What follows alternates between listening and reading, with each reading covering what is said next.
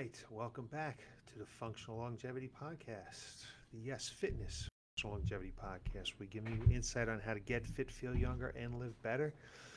My name is Chris Borda, best-selling author and owner of Yes Fitness, and coming to you today from our facility. I hope this is working correctly because, as usual, Facebook has changed things, the way we do things. It looks like it's working. If not, hopefully somebody can raise their hand, make sure they can hear me. But I believe it's working. So today we don't necessarily have any housekeeping. We were closed for Memorial Day weekend. Hope everybody had a great time. We're back at it now and getting into the summer. So what I have for you today is I'm going to talk about building blocks. Blocks are the components to a successful workout. And I want you to think about it like this. So tonight when I go home, it is my turn to cook dinner. Now, I haven't cooked dinner in a long time because I always worked evenings.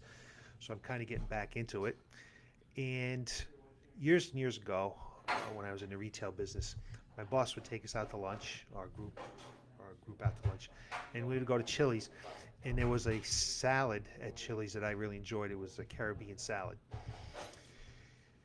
And I think what I liked about the Caribbean salad, just like you didn't need a whole lot of dressing, it was very moist but still crispy and very tasty. So I've tried to make that salad a few times and been successful. When I go to make that salad, I don't just like take everything, throw it into a big pot and shake it up and say, here's the salad. Now I have to plan. I got to plan correctly. So as Ben Franklin would say, if you fail to plan, you're planning to fail.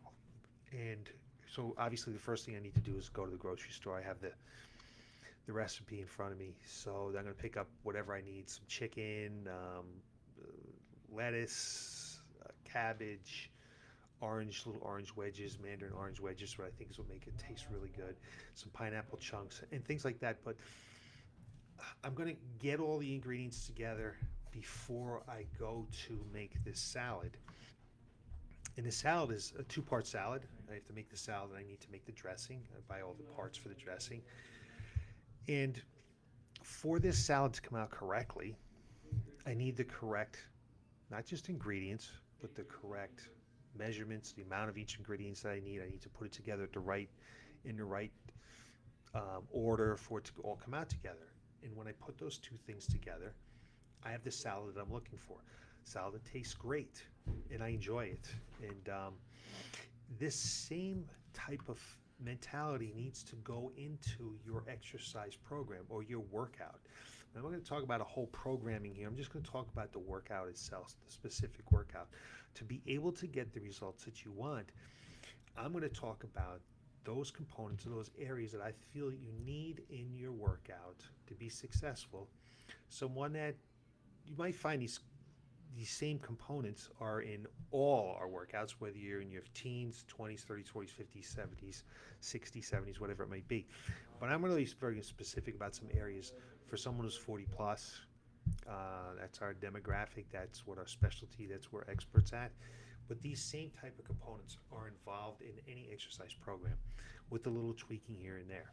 And we're always going to keep in mind that whatever the program in, it needs to match what your goal is.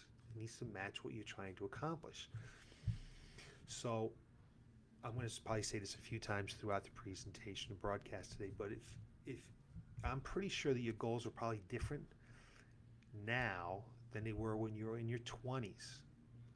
So you should be doing something different than you were in your 20s.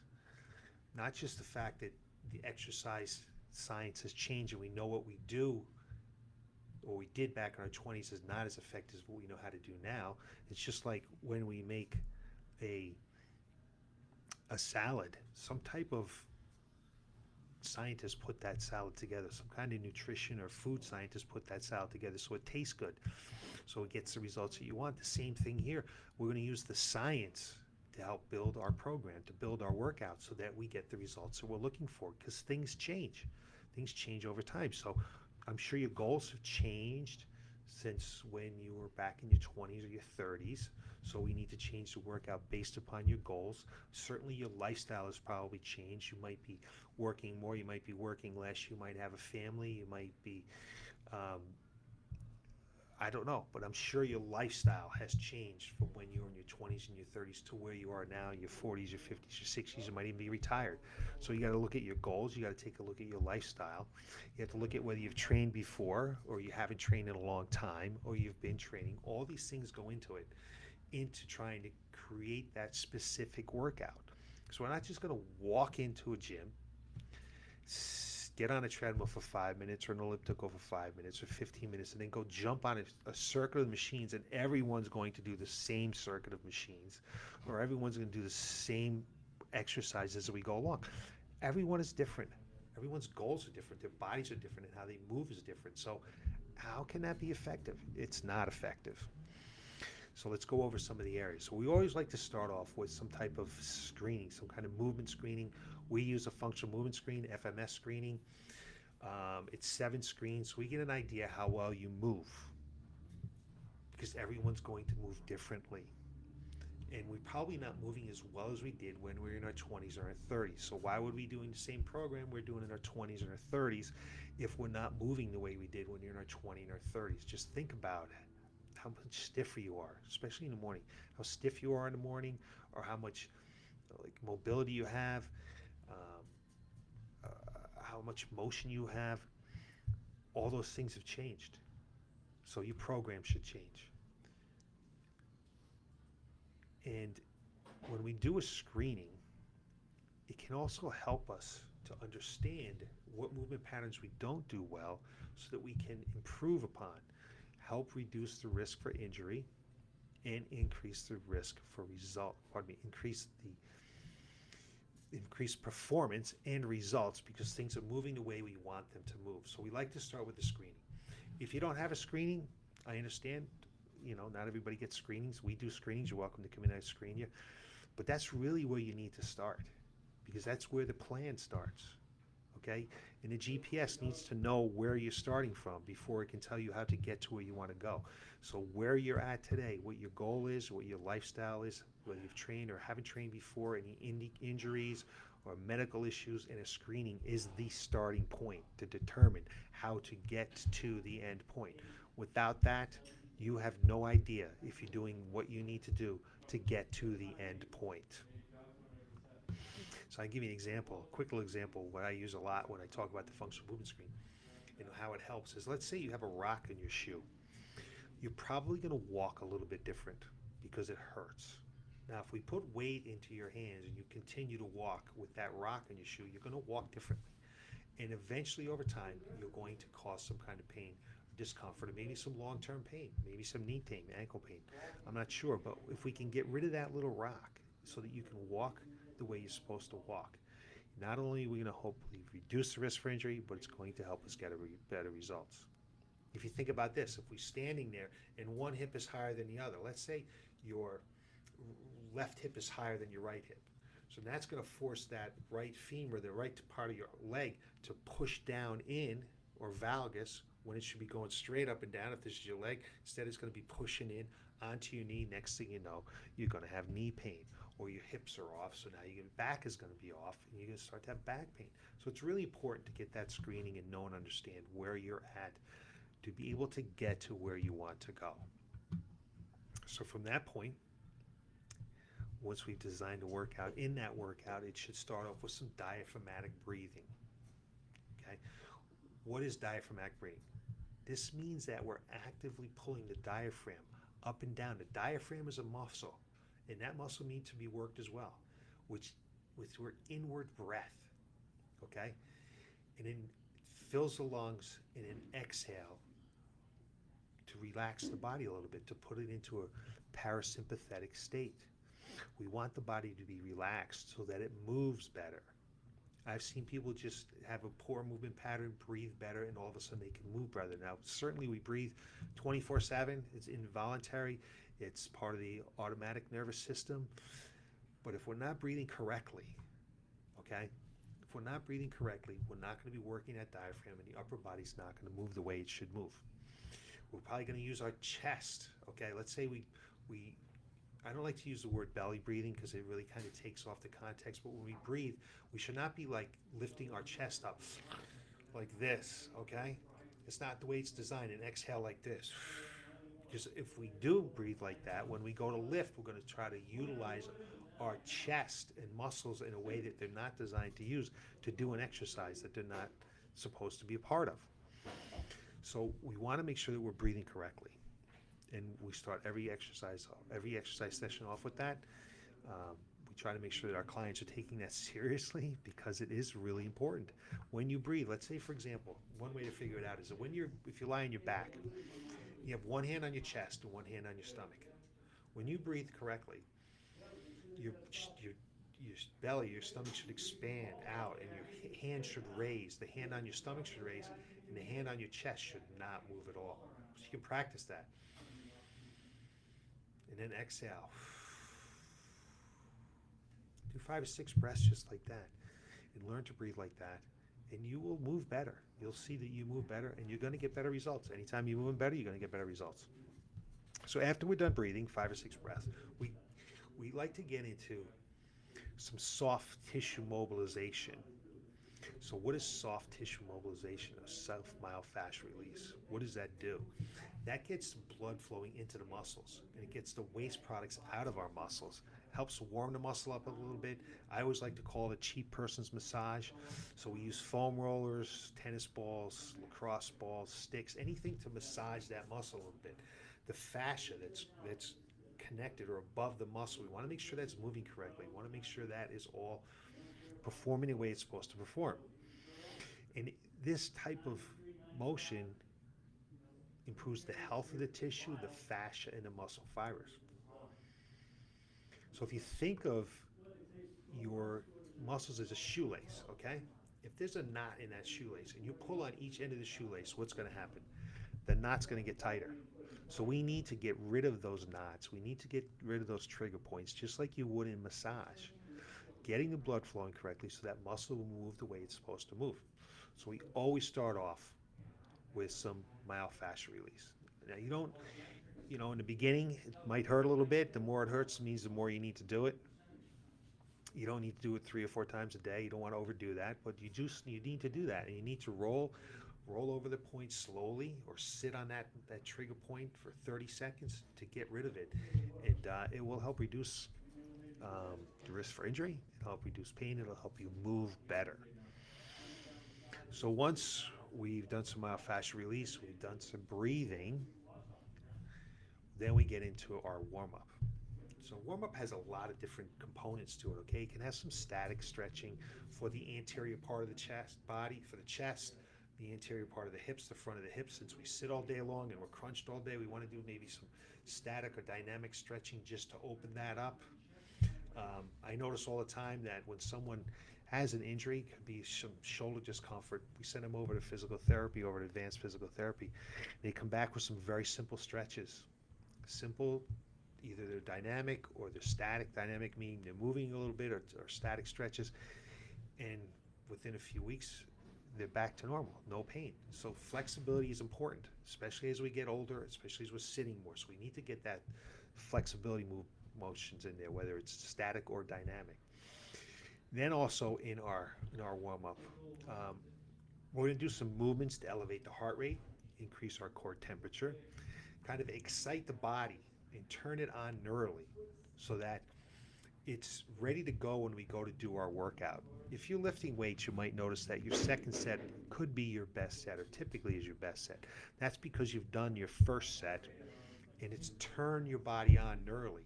It says, oh, this is what I need to do to perform this. So the next time you go to do it, you're going to be better at it because your body is turned on neurally. We also like to put in some corrective exercises. We're going to say corrective exercises because you might not need correction, but we like to put in some exercises to help us move better. Some things that we address in the functional movement screen, whether it's our thoracic mobility, so that the top part of our body's moving correctly, or our hips are moving correctly. We work on ankle mobility, all these areas, so that when we go to exercise, we're fully warmed up. It's not just jumping on a machine for 5 minutes or 20 minutes, getting some blood flow. Let's turn that body on. Let's excite it. Let's really get it ready for the exercise that we're going to do. Sometimes we like to say, and this is from Mike Boyle, um, strength coach for many pro teams, got some facilities up in Boston, been at this a long time, an expert in our industry. He says our warm up looks like our workout, and our workout looks like our warm up because we will do the same movement patterns, those functional movement patterns that we're going to do in the workout, in the warm up to turn the body on and get it ready and get it excited for their workout. So from there, we personally like to get into some power work. We've talked about power a few times now. Power is extremely important for fall prevention and for balance. So we do some power training to train not just the fast twitch muscle fibers that we lose as we age. We want to train that fascia because power comes from fascia. We like to create some movements where our feet have to move quick. So we use the agility ladders. We like to do some motions that we develop some explosive power like jump squats or throwing medicine balls. And we also like to do some reactive power because when we go to fall, we don't know that we're going to fall. So we need to create the body's ability or improve the body's ability to react, to move that foot quickly and to be able to absorb those forces to keep us from falling. So power is important. It's important at any age, but it's really important as we get older because of the fear of falling and because we lose those skills. We lose the ability to prevent a fall as we age. So far, we've got some myofascial release or some um, foam rolling, some soft tissue mobilization. That's where we start. Then we get into our diaphragmatic breathing. We get into our warm up. Then we're taking a look at some power. And then we get into the strength portion of the workout. I'm not going to get too in depth into the strength portion, but we want to make sure that we're hitting the movement patterns that the body naturally moves. That being squat, whether it's bilateral, two legs, or single leg, or a split squat. We like to do hip hinges, which is our deadlift, whether it's um, bilateral, where we're using two legs, or unilateral, we're using one leg. We want to make sure in the upper body we're doing some horizontal push, some vertical push, some horizontal rows, some vertical rows, and some core work in there. So the strength portion is put together a lot of different components. But when you go into that facility, you need to know what you're trying to accomplish. So you have your core exercises. You want to make sure that you're addressing anti-extension or not arching your back, or anti-lateral flexion, not leaning to the side, or anti-rotation so that we're not rotating. That needs to be in a plan. We need to address that in our core. We can't always just do planks. We certainly don't want to be on some kind of machine doing some core work. And in the strength, we want to know and understand that sometimes we're going to lift a little bit more weight in the fewer reps, and sometimes we're going to lift a little lighter weight and do more repetitions, but that's a whole nother discussion. But you need to address that based upon what your goals are for that strength training component. Once we're past our strength, we might do some cardiovascular work, some energy system training based upon what we're trying to accomplish. Maybe we're not getting any energy system training that we like to call our cardiovascular work energy system training. For this specific reason, your body has three systems in its cardiovascular system, and getting on a machine and going steady state is working our aerobic, but we like to work our anaerobic system as well with some interval training, a short burst, and then some rest. We like to do that at the end of our workout sometimes if we're not getting our cardiovascular work in somewhere else. But the point being is that when we get into the facility, we're not just getting on a machine and walking for 5 minutes and then going on to some circuit that's predetermined on some machines that as soon as you get on that machine, you're no longer working your full body, you're no longer working your core, you're just working that isolated muscle. It's pretty antiquated. It comes way back in the 70s. So just think about how televisions or phones or anything else maybe in the industry that you're in has changed since the early 70s, 50 years ago. 80s, 90s, 2000s, 50 years ago, right? So your exercise should be changing as well. Um, we're not just going to get on these machines and go blindly around them at the same repetition range, at the same weights we've been doing for years and years and years, because that's why you're not getting any results. We're not going to get over into the dumbbell area and continue to do just chests and buys and backs. Back, no, it's chest. It's been so long since I've done this. Chest and tries, back and buys. Another day we're going to do shoulders. Another day we're going to do legs. The studies show that that's not the best way to get results for even building muscle mass. So think about these areas that you want to try to address before you get into the facility, and work on it. Get your myofascial release. Get those muscles relaxed. Get your breathing so the body is relaxed and ready to move better. Get that warm up so that it's not just increase your core temperature, a little bit of blood flow. Let's excite the body. Let's turn it on. Let's get it to move better. And then let's get into our core and address the different planes of motion in our core. We're very sagittal plane, meaning we just go forward. We get in machines, we do leg extension, we do leg press, we do bicep curls, try. Everything is in this plane of motion, but life is in all planes of motion. So we need to train our bodies in all planes of motion. That's why we need to get off those machines. Power, strength, and then do some restorative work at the end, maybe foam roll again, get some light static stretching. You don't want it to be too intense, so that the body can relax. Those are the components that I would put into an exercise program for someone at any age, actually, but certainly when we're over 40, we're getting that power work in there. We're over 40, so we're getting that mobility work in there. We're getting that flexibility work in there, stability work so the body moves and functions correctly. All things to think about right there. And I hope this is helpful. If you have any questions, put it in the comments. I'd be happy to get back to you, or give me a call or swing by the studio. I'll give anybody a help with anything I can. It's that important to me to make sure that you are moving correctly and you're getting as much as you possibly can out of the efforts that you're putting into your workout. Because if you're going to go to the gym 2-3 times a week, you might as well be being effective. So thanks for listening to what I have to say, taking time from your day. I appreciate it. I always appreciate the people that listen to what I have to say, and I hope that is helpful. And you can look for more tips from me next Tuesday at 3:30, where I'm going to help you get insight on how to get fit, feel younger, and live better. Thanks for watching, and have a great evening.